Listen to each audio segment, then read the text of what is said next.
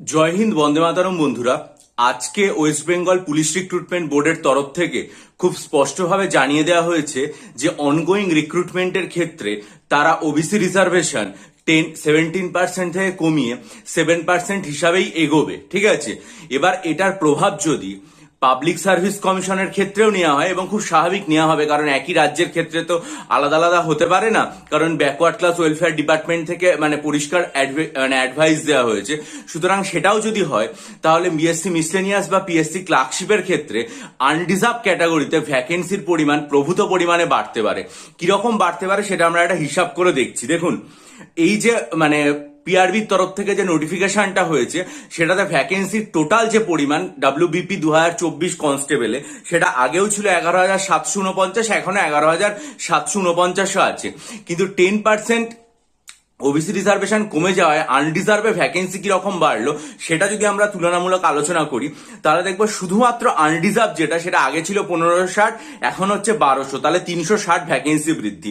Unreserved EC আগে ছিল 1782, আগে ছিল 1447, এখন হলো 1782, তাহলে ভ্যাকেন্সি বৃদ্ধি হচ্ছে 345। আনরিজার্ভ এনভিএফ অ্যান্ড এইচজি আগে ছিল 960, এখন হলো 1200, ভ্যাকেন্সি বৃদ্ধি হচ্ছে 240। আনরিজার্ভ এক্স সার্ভিসম্যান 480, অপরিবর্তিত, ভ্যাকেন্সি বৃদ্ধি 0।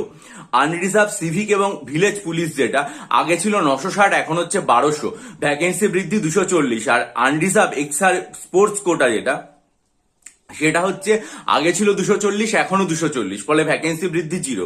তাহলে unreserved EC, unreserved NVF Hg এবং আনরিজার্ভ সিভিক আর ভিলেজ পুলিশ মিলিয়ে টোটাল ভ্যাকেন্সি বৃদ্ধি হলো 360 প্লাস 335 প্লাস 240 প্লাস 240, মানে হচ্ছে 1175। ঠিক আছে, তাহলে দেখুন আনরিজার্ভের টোটাল যে ভ্যাকেন্সি সেটা হচ্ছে 11,749, আনরিজার্ভে ভ্যাকেন্সি বাড়লো কত, 1175, মানে প্রায় 10%, যেটা ওবিসি ক্যাটাগরি যেটা, সেটার থেকে কমে গেছিল, সেটাতে এখানে আনরিজার্ভে যুক্ত হলো। তাহলে ক্লার্কশিপের ক্ষেত্রে ভ্যাকেন্সি আমরা যেরকম শুনছি, টোটাল ভ্যাকেন্সি 7,000 থেকে 8,000-এর মধ্যে যদি থাকে, তাহলে 10% বৃদ্ধি পেলে ভ্যাকেন্সি, আমি কম করে বললেও প্রায় 700 ভ্যাকেন্সি আনরিজার্ভের ক্ষেত্রে ক্লার্কশিপের বেড়ে যাবে।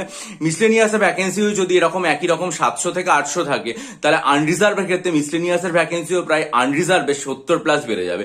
আজ থেকে প্রায় 3 সপ্তাহ আগে 19শে জুলাই সকালবেলাতে আমি আমার চ্যানেলে একটা শর্ট ভিডিও আপলোড করে এটাই বলেছিলাম যে ওবিসি যদি 17% হিসাবে নেওয়া হয়, তাহলে কিন্তু আনরিজার্ভ ক্যাটাগরিতে ক্লার্কশিপ এবং মিসলেনিয়াস ভ্যাকেন্সি বাড়তে পারে, ফলে তার প্রভাব কাট অফের ক্ষেত্রেও কমবে, কারণ আনরিজার্ভ ক্যাটাগরির পরীক্ষার্থীরা সেখানে অনেকটা বেশি পরিসর পাবেন এবং কাট অফের পরিমাণেও কমতে পারে। এটাই আজকের ভিডিওতে বিস্তারিত বলার।